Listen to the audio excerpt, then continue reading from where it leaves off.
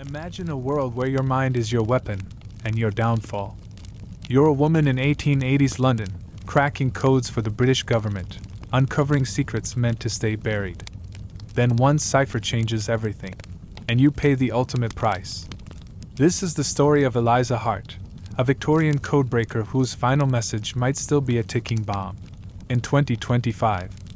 Stay with me by the fire. This one's going to keep you up at night. Let's set the scene. It's 1885, London, a city of fog, gaslights, and whispered secrets. The British Empire is at its peak, but beneath the grandeur, there's tension. The government is paranoid about spies. France, Russia, even their own colonies are playing a dangerous game of espionage. In a small, dimly lit office in Westminster, Eliza Hart sits at a desk piled with papers. She's 29, sharp as a blade, with a mind that sees patterns where others see chaos.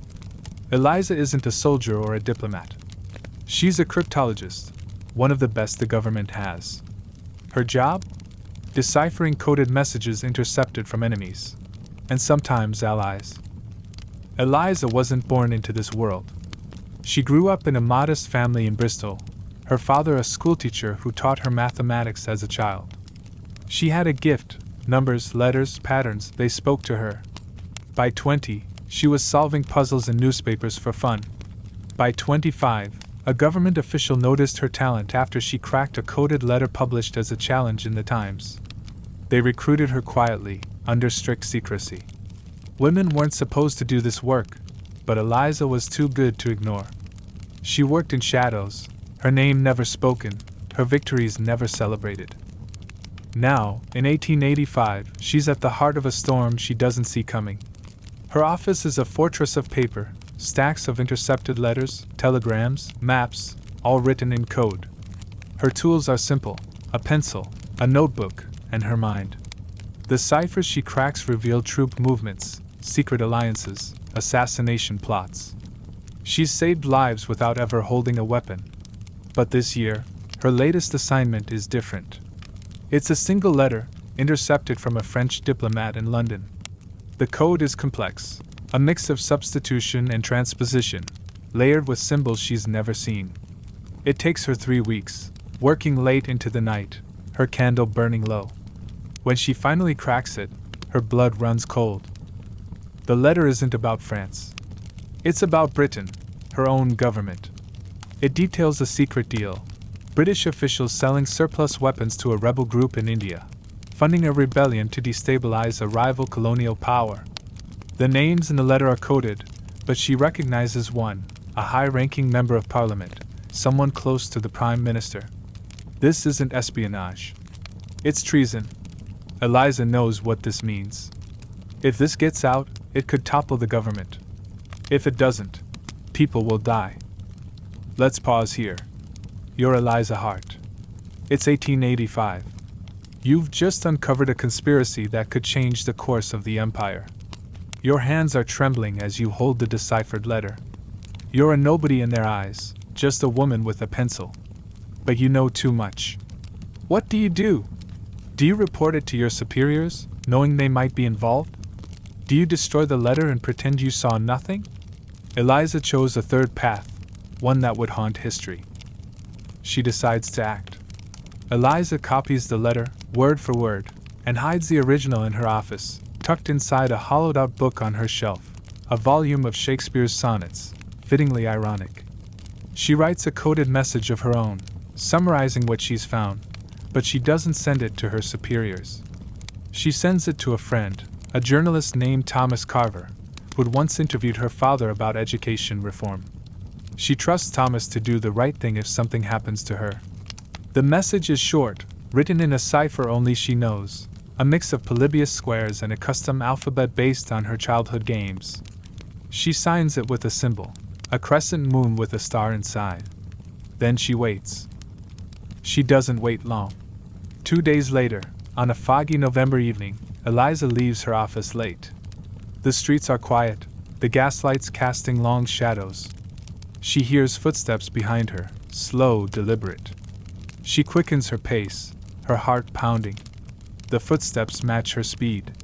She turns a corner, hoping to lose them in the maze of alleys near Covent Garden.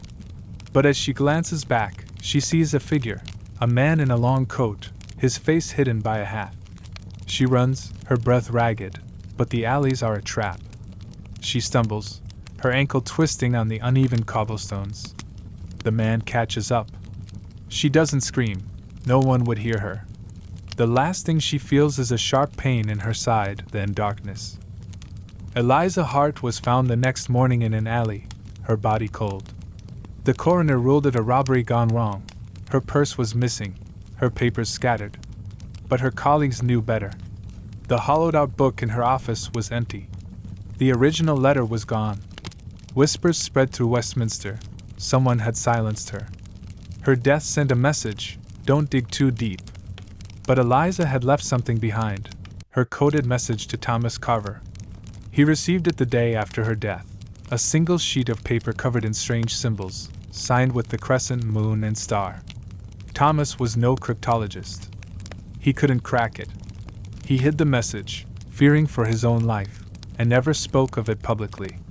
He died a year later, of natural causes. Too convenient. Let's fast forward. The message disappeared into history, passed down through Thomas's family, a curiosity no one could solve. The conspiracy Eliza uncovered faded into rumor. Parliament survived, the weapons deal went through, and the rebellion in India raged on, costing thousands of lives. But Eliza's cipher lived on, a ghost in the archives.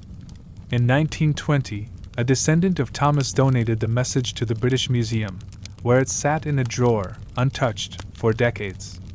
Cryptologists tried to crack it, amateurs, professionals, even the government during World War II. No one succeeded. The crescent moon with a star became a symbol of failure in the cryptography world, a taunt from a woman long gone. Now let's bring this to 2025, a world Eliza couldn't imagine. You're scrolling X, reading about a massive cyber attack on the British National Archives. Hackers breached their systems in January, leaking thousands of documents. Most were mundane, tax records, old letters. But one file stood out, a scanned image of Eliza's coded message, the crescent moon with a star glaring from the page. The leak sparked a frenzy online. Cybersecurity experts, amateur sleuths, even AI companies jumped in, trying to crack it. They failed. But the attack wasn't random. The hackers left a calling card, a digital signature with the same crescent moon and star. Whoever they were, they knew about Eliza, and they wanted her message seen. Here's where it gets unsettling. A young cryptologist named Priya Sharma, working for a tech firm in London, took on the challenge. Priya was obsessed with historical ciphers. She'd cracked a 17th century code for her PhD. She spent weeks on Eliza's message, using every tool she had, frequency analysis, machine learning, even old Victorian codebooks. She got closer than anyone in 140 years. She posted her progress on X, sharing snippets of her work. "It's not just a message," she wrote. "It's a warning." Then, on February 15, 2025, Priya stopped posting. Her account went silent. Her friends said she'd been acting paranoid, checking her locks, talking about being followed. Her last post was a photo of her desk, with a sketch of the crescent moon and star, and a shadow in the corner of the frame. Let's step back. What did Eliza Hart know that was worth killing for?